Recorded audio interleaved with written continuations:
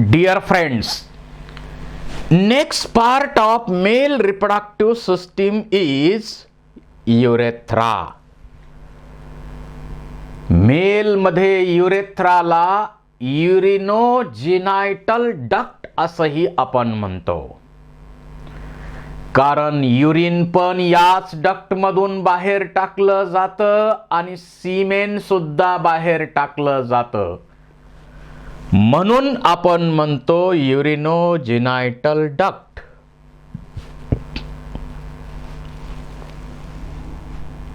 It is about 20 centimeters in length.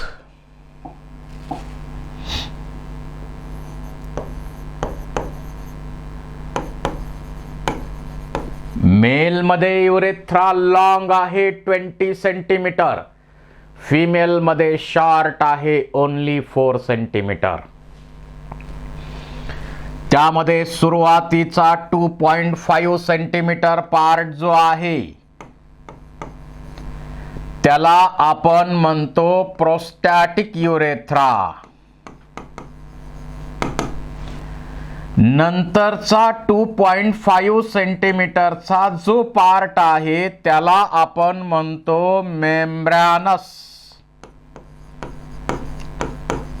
Urethra आणि राहिलेला 15 centimetre जो पार्ट आहे त्याला आपण म्हणतो penile urethra. So it is about 20 centimeter in length. It is differentiated into prostatic, membranous and penile urethra. It opens at the tip of penis as a urinogenital opening. आणि कॉप्युलेशनच्या दरम्यान सीमेन eject करणं आणि युरिनेशनच्या दरम्यान युरिन इजेक्ट करणं हे या डक्टचं महत्वाचं फंक्शन आहे.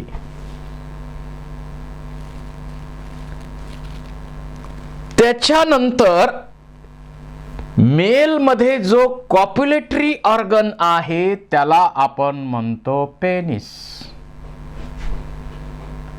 Copulatory organ in male is penis. It is differentiated into root, shaft and glans penis. It is about 9.5 to 17 centimeters in length and copulatory organ in male. जर आपण याचा सेक्शनल व्ह्यू पाहिला तर इथं जे दोन बंडल्स आपल्याला इरेक्टाइल मसलचे दिसतात त्याला आपण कॉर्पोरा कॅव्हर्नोसा म्हणतो. आणि हा एक बंडल दिसतोय third, corpus spongiosum. And through corpus spongiosum urethra passes. तुम्हाला MCQ यावर विचारला जातो की युरेथ्रा यापैकी कशामधून जातो, तर कॉर्पस स्पॉन्जिओसम मधून जातो. आणि हे जे स्पॉन्जिओसम आहे त्या स्पॉन्जिओसमचंच पुढे एक्सटेन्शन होऊन तयार होतं glans penis. Highly sensitive part of male reproductive system, glans penis. आणि हे जे ग्लान्स पेनिस आहे या ग्लान्स पेनिस वरती स्किनचा फोल्ड आहे. It is supported by skin fold called as prepuce और फोरस्किन. आपल्याकडं काही धर्मामध्ये ही प्रिप्यूस हा पार्ट रिमूव्ह केला जातो. त्याच्यातून नुकसान काहीच नाही आहे, जास्त चांगलंच आहे ते, नाही अशातला भाग नाही.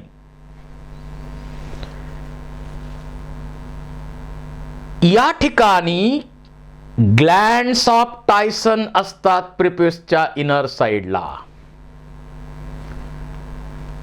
They secrete sebaceous substance which is whitish, foul smelling, particular smelling. त्यामुळे इथं आपल्याला अनुभवता येतं. Due to accumulation called as smegma. तर अशा प्रकारे पेनिस हा पार्ट आहे, कॉप्युलेटरी ऑर्गन आहे. पेनिस मध्ये नेमकं काय होतं? During sexual excitement what happens? Penis becomes erect. मग इरेक्शनच्या प्रोसेसमध्ये काय होतं? तर जो इरेक्टाईल पार्ट आहे, मसल्स आहे, तिथं या ठिकाणी जो ब्लड सप्लाय आहे तो 10 टाइम्स मोर केला जातो आणि तिथून जाणारा, पेनिस कडून जाणारा ब्लड सप्लाय कमी केला जातो आणि त्यामुळं इरेक्शन ऑफ पेनिसची प्रोसेस सेक्शुअल एक्साइटमेंटच्या वेळी होत असते. आणि फिमेल जिनायटल ट्रॅक वजायनामध्ये फ्रिक्शनलेस मोमेंट करून सीमेन नावाचं फ्लुइड त्यामध्ये सोडण्याचं काम सेक्शुअल इंटरकोर्सच्या वेळी या पेनिसच्या मदतीनं केलं जातं. तर या मेल रिप्रोडक्टिव्ह सिस्टीमचे हे महत्वाचे पार्ट झाले. त्यानंतर या सिस्टीमशी संबंधित ज्या ग्लँड्स आहेत, accessory glands which are associated with male reproductive system, pair of seminal vesicle, single prostate gland, pair of Cowper's gland or bulbourethral gland. आणि या ज्या ग्लँड्स आहेत त्यांच्यामुळं सेमिनल फ्लुइड सिक्रीट केलं जातं. बघूया आपण आता. यामध्ये इथं 5 सेंटीमीटर लेंथ असणारी ग्लँड म्हणजे सेमिनल व्हेसिकलची pair. It is 5 centimetres in length. आणि या सेमिनल व्हेसिकलचं लाइनिंग जे आहे, it is lined by cuboidal epithelium. या सेमिनल व्हेसिकल मधून जे टोटल सिक्रीशन सेमिनल फ्लुइडचं आहे त्याच्या 60% सिक्रीशन सेमिनल व्हेसिकल मधून होतं. आणि जे व्हिस्कस फ्लुइड 60% इथून सिक्रीट केलं जातं त्याच्यामध्ये काय आहे? It contains fructose which is a source of energy, citrate, hyaluronidase enzyme, fibrinogen, prostaglandin, vitamin C etcetera. त्यापैकी आपल्याला माहिती आहे fructose is a source of energy for sperm.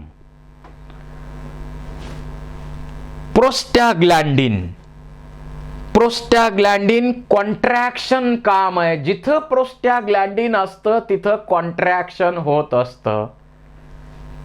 It stimulates the contraction of vagina to help the fusion of gamete. दोन गॅमेटचं union होण्यासाठी कॉन्ट्रॅक्शनची process प्रोस्टॅग्लॅन्डिन मुळे होते. त्याचबरोबर यामध्ये जे फायब्रिनोजिन आहे त्याच्यामुळं कोॲग्युलेशन होतं, सीमेनचं सॉलिडिफाय होतं ते सेमिनल फ्लुइड. त्याच्यासाठी फायब्रिनोजिन या ठिकाणी आहे.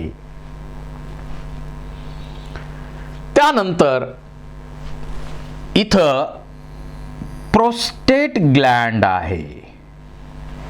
सिंगल प्रोस्टेट ग्लँड आहे. 4 centimetres in width and 3 centimetres in height. Single bulbous, partly glandular आहे, पार्टली मस्क्युलर आहे. Just below the urinary bladder. त्या ठिकाणी प्रोस्टेट ग्लँड आहे. It opens by 20 to 30 small ductules in urethra. या prostate Gland पासून 20 ते 30 छोटे छोटे डक्ट्युल्स युरेथ्रा मध्ये ओपन होतात आणि ही ग्लँड 30% कॉन्ट्रीब्यूट करते सेमिनल फ्लुइडचं. काय आहे? It secrete milky slightly alkaline fluid. 7.3 च्या आसपास त्याचा pH आहे. The prostatic fluid contains citric acid, enzyme like acid phosphatase and fibrolysine. याच्यामध्ये जे फायब्रोलायसिन आहे that liquefied the semen after release in the vagina during coitus. लिक्विफाय करणार ते. आता आपण तर म्हटलंय 60% सीमेन कशानं बनलंय? Seminal व्हेसिकलचं secretion. 30% काय आहे? प्रोस्टेट ग्लँडचं सिक्रेशन. राहिलेले 10% आहेत स्पर्म्स. म्हणजे थर्ड ग्लँडचं सिक्रेशन त्यामध्ये आपण घेत नाही. ती ग्लँड म्हणजे कॉपर्स ग्लँड किंवा bulbo urethral Gland. They are 2 in number, present on either side of membranous urethra. membranous urethraच्या दोन्ही साइडला या ग्लँड्स आहेत. They are small pear-shaped glands 4 to 5 centimeter below the prostatic urethra. Prostatic युरेथ्राच्या खाली या मेम्ब्रॅनस युरेथ्रामध्ये 4 to 5 centimetre प्रोस्टॅटिकच्या खाली असतात या glands. They are homologous glands to Bartholin glands in female. फिमेलमध्ये वजायनल ओपनिंगच्या ठिकाणी बार्थोलिन ग्लँडची पेअर असते. त्यातून म्युकस सिक्रीट केला जातो लुब्रिकेशनच्या प्रोसेससाठी, फ्रिक्शनलेस मोमेंट होण्यासाठी पेनिसच्या. याचं जे सिक्रीशन आहे ते अल्कलाइन आहे, विस्कस आहे, mucus which lubricate the urethra for passage of sperm before the ejaculation of semen.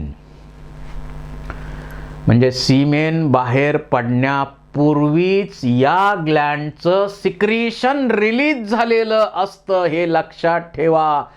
यावर तुम्हाला MCQ विचारला जातो. मग कशासाठी अगोदर सिक्रीट केलंय? हे या ग्लँडचं सिक्रीशन आपण सीमेन मध्ये घेतलंय का? नाही घेतलं, कारण अगोदरच रिलीज झालंय. हे रोल काय का झालं अगोदर रिलीज? कारण ज्या मार्गातून स्पर्म जाणार आहे तो ट्रॅक कसा आहे? ऍसिडिक आहे. तर तिथली ऍसिडिटी न्यूट्रलाइज केली पाहिजे. तो ट्रॅक लुब्रिकेट केला पाहिजे. याच्यासाठी हे सिक्रेशन बिफोर इजॅक्युलेशन ऑफ सीमेन च्या दरम्यान केलं जातं. कारण युरिनेशन पूर्वी झालेलं असतं त्या मार्गामधून आणि युरिन मध्ये अनेक प्रकारचे ऍसिड असतात. युरिक ऍसिड आहे, हिप्युरिक ऍसिड आहे, म्हणजे ऍसिड असतात त्यामध्ये. आणि मग तो पार्ट तो युरेथ्रा न्यूट्रलाइज करण्याचं काम या ठिकाणी केलं जातं. तर अशा या ॲक्सेसरी सेक्स ग्लँड्स आहेत. आता या मेल रिप्रोडक्टिव्ह सिस्टीमचे 2 मेजर म्हणजे फायनली काय मिळालं तर production of sperms, secretion of androgens. 2 major role तर आपल्याला माहित आहे. याच्यामधून जे सिमेन सिक्रीट केलं जातं, it is a white sticky fluid. At the time of single ejaculation 3 to 4 ml semen is ejected. एका कॉप्युलेशन मध्ये at this point of sexual excitement, at the time of orgasm, 3 to 4 ml of seminal fluid is ejected. आणि त्या fluid मध्ये 200 to 300 million sperms असतात. अर्थातच हे 10% sperm आहेत. 60% seminal व्हेसिकलचं secretion, 30% prostate ग्लँडचं secretion यामध्ये आपल्याला माहित आहे. यामध्ये आपल्याला माहित आहे जेवढे हे 200 to 300 मिलियन स्पर्म यातून रिलीज केले जातात, त्यामध्ये ॲटलिस्ट 60% स्पर्म कसे पाहिजेत, नॉर्मल सेप आणि साईजचे स्पर्म 60% पाहिजेतच. आणि त्याच्यातले ॲटलिस्ट 40% स्पर्म जे आहेत ते व्हिगरस मोटिलिटी असलेले पाहिजेत. व्हिगरस मोटिलिटी असलेले पाहिजेत. इथून जे स्पर्म रिलीज केले जातात याच्यामध्ये 50% स्पर्म जे आहेत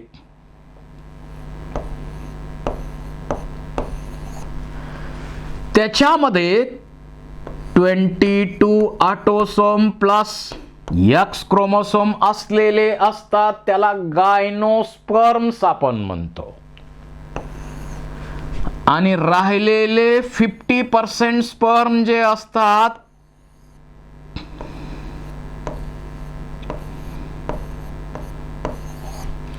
हे 22 ऑटोसोम प्लस वाय अँड्रोस्पर्म्स असतात. म्हणजे 50% स्पर्म्स एक्स कंटेनिंग असतात आणि 50% स्पर्म्स वाय कंटेनिंग असतात. असे 2 टाईपचे स्पर्म यामध्ये प्रोड्यूस केले जातात. We are heterogametic, you know that.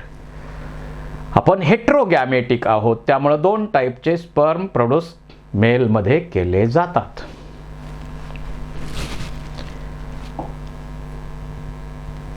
आता याच्यामध्ये बाकीचे कंटेंट जे आहेत, जसं त्याच्यामध्ये फ्रक्टोज नावाची शुगर आहे. आपल्याला तर माहिती आहे source of energy for sperm. बघा, मेल आणि फिमेलच्या बॉडीमध्ये कुठल्याही फ्लुइडमध्ये फ्रक्टोजच्या फॉर्ममध्ये शुगर नसते. फिमेलमध्ये कुठल्याच फ्लुइडमध्ये नाही आणि मेलमध्ये फक्त या सेमिनल व्हेसिकलच्या सिक्रिशनमध्ये ही शुगर आहे. अर्थात त्या शुगरचा उपयोग सोर्स ऑफ एनर्जी आहे, परंतु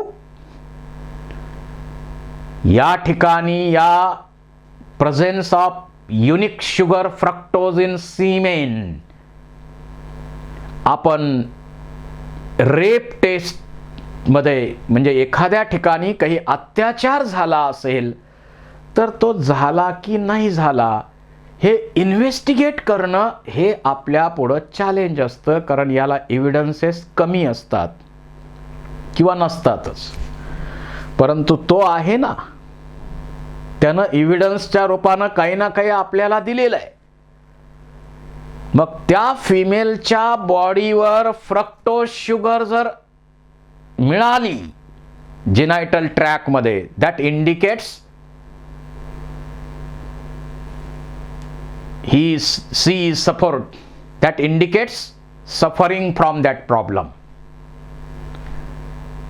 त्या ठिकाणी अत्याचार झाला हे त्याच्यातून इंडिकेट होतं. आणि मग कोणी केला याच्यासाठी पुढं आपण फिंगर प्रिंटिंगचं टेक्निक करू शकतो कन्फर्म करण्यासाठी. या सिमेनमध्ये सिट्रिक ॲसिड आहे, ॲमिनो ॲसिड्स आहेत, ॲसिड फॉस्फेटेज आहेत, अदर कंपोनंट्स आहेत. याच्यामध्ये अँटीबायोटिक सेमिनल प्लाझ्मिन नावाचं आहे, हे बॅक्टेरिया डिस्ट्रॉय करण्यासाठी आहे. सीमेन provides fluid medium to sperms. It gives nutrients, ionic strength and helps in transport of sperms. It maintains the viability, mobility and fertility of sperms. It reduces the acidity of vaginal fluid and keeps sperms active and healthy. The pH is 7.35 to 7.5 alkaline. Fructose sugar present in only semen. It is present in only semen, not any another part of male and female. So it is used in forensic lab for identification of rape. Forensic लॅबमध्ये एक rape झाला की नाही हे check करण्यासाठी, याचं investigation करण्यासाठी याचा उपयोग